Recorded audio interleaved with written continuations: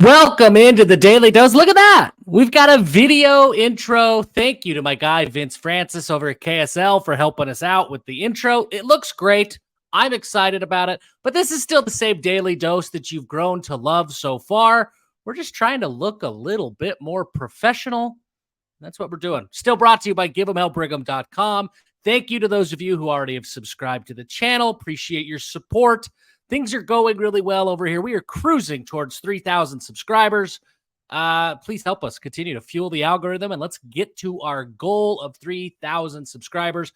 Today, we're doing something that I have never done here at the Daily Dose, not just a video intro, but we're going to talk about basketball. Just minutes ago, I mean, realistically, 20, maybe 30 minutes ago, the Big 12 and BYU officially announced their conference schedule. No, not the dates and the times, but because of an imbalanced schedule with 14 teams in the conference, not every team is going to play everybody twice. There are some home and homes, there are some away onlys, and some home onlys. So that is what we know today. Let's get to it. Let's look at what BYU's schedule is. Playing teams only at BYU, only in Provo, Houston, Texas, TCU, and Cincinnati.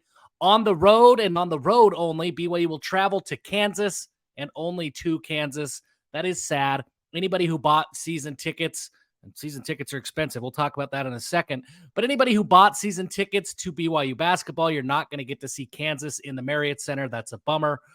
Road games at West Virginia, Texas Tech, and Oklahoma. And then BYU will play home and homes with Baylor, Iowa State, Kansas State, UCF, and Oklahoma State. So that's it. That's the schedule. It is cool that BYU gets to host Texas, but they will not get to host Kansas. They do not get to host Oklahoma.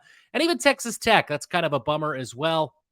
West Virginia, I mean, realistically, though, everybody in the Big 12 Conference is so good that there's still a ton of really good basketball games coming to the Marriott Center. Gone are the days of playing Portland and Loyola Marymount. In are the days of playing Texas, Baylor, Kansas State, and Iowa State inside the Marriott Center.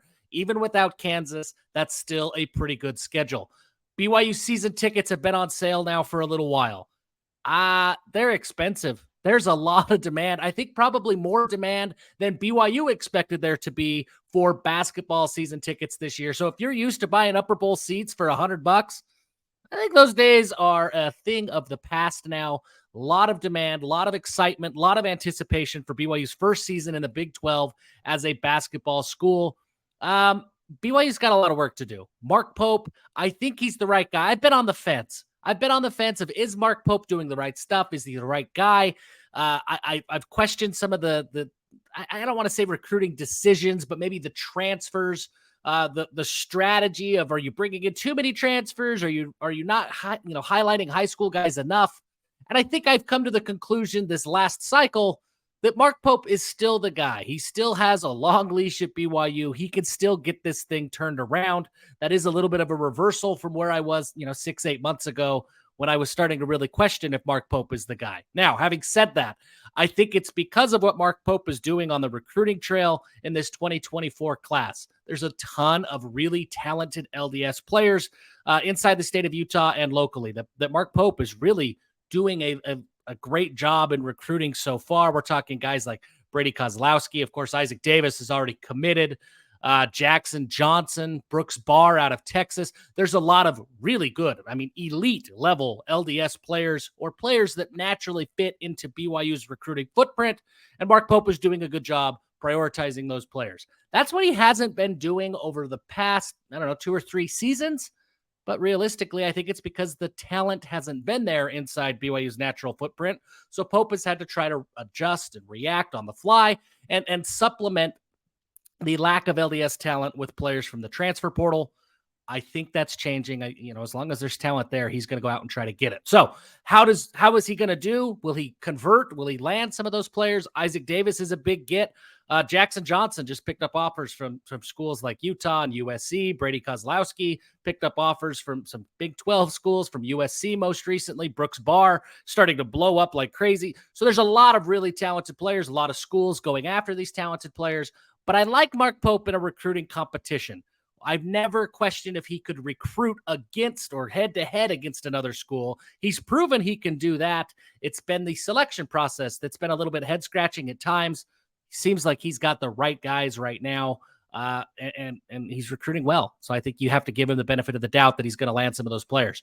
As for 2023, well, we'll see. I think it's still a little bit too early to talk a ton about this roster. There's still an open scholarship out there.